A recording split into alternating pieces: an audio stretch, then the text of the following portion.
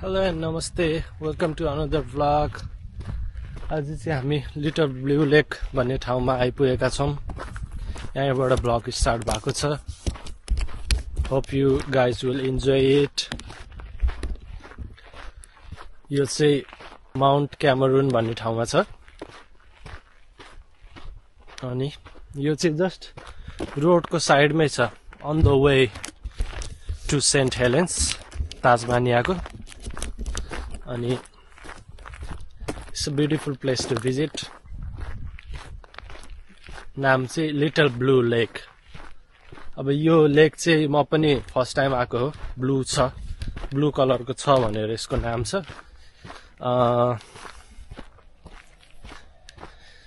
Mineral मेटल्सहरु present छ अरे यहाँ चाहिँ हाई अमाउन्टमा, स्पेशली एल्युमिनियम, ग्रानाइटहरु अनि Colin clay, so it looks kind of blue.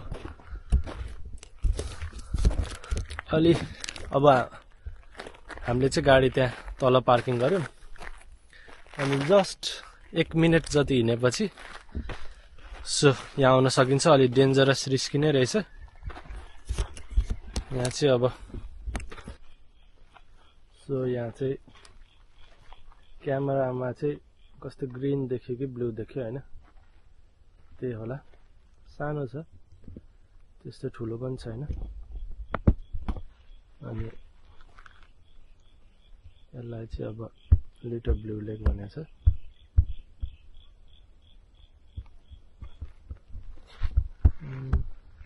हल्का जुम गरेर हेरौँ है त।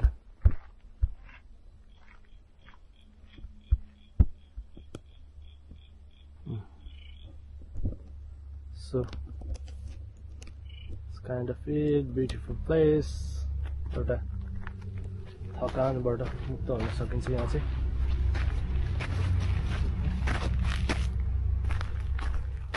सो या हाइवे के साइडमा छ,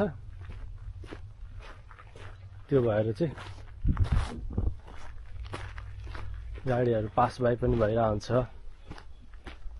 अब लेक हेर्ने त्यहाँ अलि माथि चाहिँ थियो, त्यो फुटेज पनि इन्क्लुड हुन्छ। यताबाट चाहिँ अब यस्तो हेर्नु न, काइन्ड अफ ब्लू नै छ क्या, तल चाहिँ गहिरोमा छ। जाँदै छौं, यस्तो छ सिन।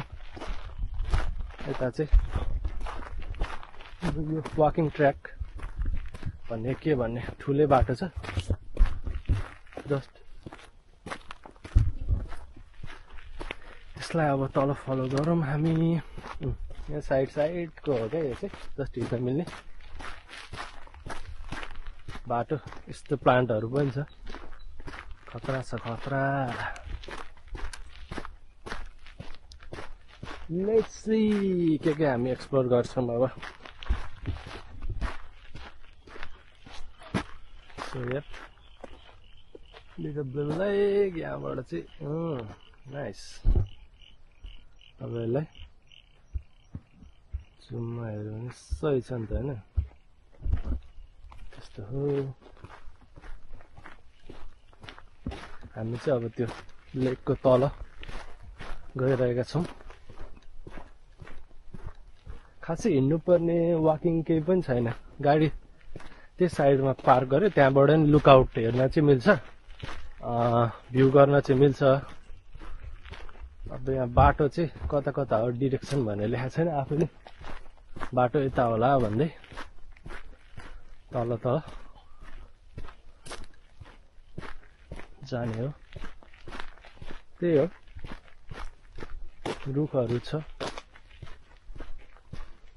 अनि यता चाहिँ अलि तल चाहिँ त्यो ग्ल्याडस्टोन भन्ने ठाउँ छ, त्यहाँ चाहिँ यसो पेट्रोल स्टेसन, अलिकति सानोतिनो स्न्याक्स गर्न मिल्यो। अनि टाइमिङ चाहिँ यही 10-11 बजे अथवा अर्ली 8-9 बजे पनि राम्रै हुन्छ। आज चाहिँ घाम पनि लागेको छ, वेदरले पनि साथ दिएको छ। अब त्यहाँ चाहिँ बाटो छ कि छैन जस्तो छ है, होपफुल्ली छ होला। अब यहाँ चाहिँ यता जानु उता जानु भनेर डिरेक्सन छैन, जस्ट आफैले जाने हो। किनभने यो अलिकति रिमोट एरियामै पर्छ, त्यो भएको कारणले। ल यो चाहिँ हामी ठ्याक्कै अब अघि चाहिँ त्यहाँ माथिबाट हामीले हेरेको फोटोसोटोहरू यताउति खिचेको थियौँ। अब चाहिँ यहाँ तल सर्फेस लेभलमा हल्का जुम आउट गर्छु। सर्फेस लेभलबाट कस्तो देखिन्छ त है त, खोइ कतिको डेप्थ छ चाहिँ थाहा भएन। यो ब्लू देखिनुको कारण चाहिँ त्यो अघि मैले भनेको जस्तै presence of metals and minerals, aluminium खनिज पदार्थ धेरै भएको कारणले त्यस्तो देखेको रहेछ। गहिरो भएर चाहिँ होइन होला सायद, त्यस्तो गहिरो त छैन जस्तो यहाँ सर्फेस देखिरहेछ, छैन। जस्ट वेदर पनि आज दामी छ हैन।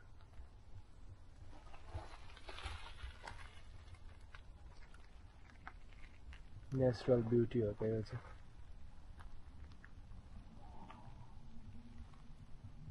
हामी चाहिँ यताबाट आएको छौँ, काम पनि त्यहाँ लागिरहेछ, राम्रो छ वेदर।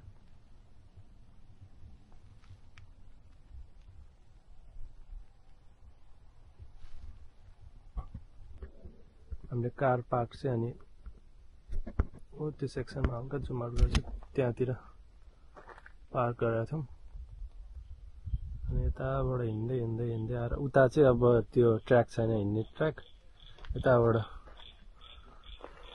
घुमेर यसरी यताबाट आयौँ। अघिको फुटेजमा छ त्यो चाहिँ, त्यही हो। त्यस्तो धेरै हिँड्नु पनि पर्ने छैन, जस्ट 4-5 मिनट। अनि एक्सेसेबल छ, अब जस्तो मान्छेलाई नि एक्सेसेबल ठाउँ नै छ। सो या त्यहाँ एभ्री भ्यू पोइन्ट टाइपले अब त्यहाँ छेउछेउमा आएर, धेरै छेउमा त आउनु भएन, छेउछेउमा आएर चाहिँ गर्न चाहिँ मिल्यो, फोटोसोटो खिच्न, भ्यू इन्जोय गर्न। यहीँ तलै आउनुपर्छ भन्ने पनि छैन, माथिबाट त्यही कार पार्कको साइडमा भएको लुकआउटबाट नि हेर्न सकिन्छ। सो यहाँ मान्छेहरू पनि आइरहेको हुन्छन्।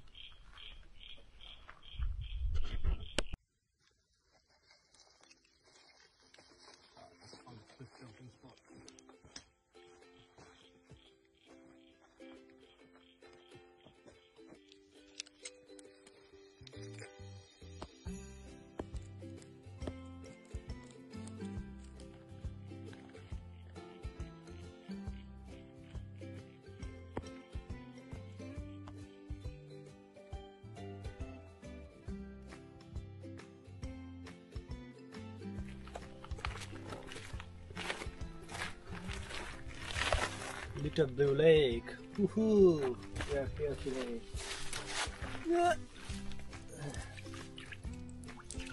त्यो छ पानी निलो निलो हरियो छ, दामी छ ठाउँ चाहिँ। Must visit. Just look at this beauty. दामी छ नि यस्तो। अब यहाँ अघि उता सर्फेस तल्ल गएको थियौँ हामी, अहिले चाहिँ यहाँबाट भ्यू चाहिँ दामी आएको छ है गाइस।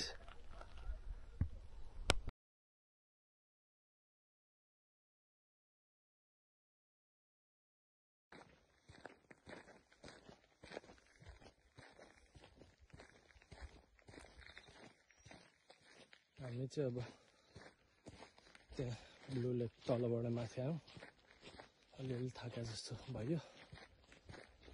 अब चाहिँ कार पार्कबाट देखिने पनि देखाउँछु म, कस्तो देखिन्छ। मान्छेहरू आइरहेको हुन्छ।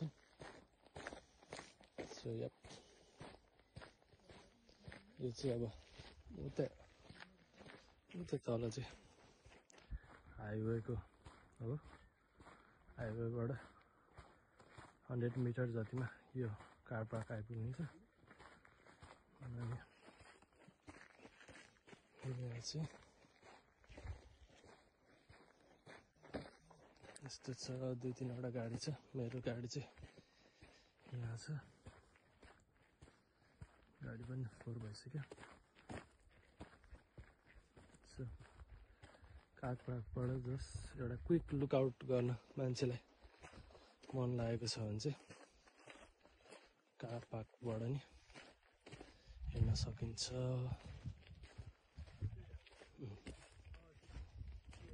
अब यसमा चाहिँ स्विमिङ पनि गर्न मिल्दैन किनभने यो मेटल्स एन्ड मिनरल्सहरू छ नि त। यो साइनहरूले भनेको छ warning this lake contains high aluminium level,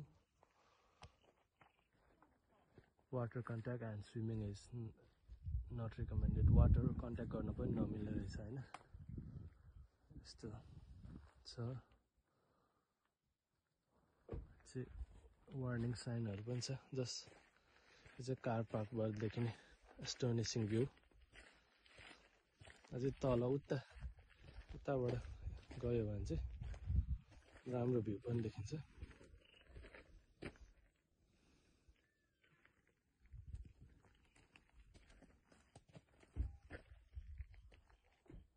उतासम्म छ त्यो चाहिँ।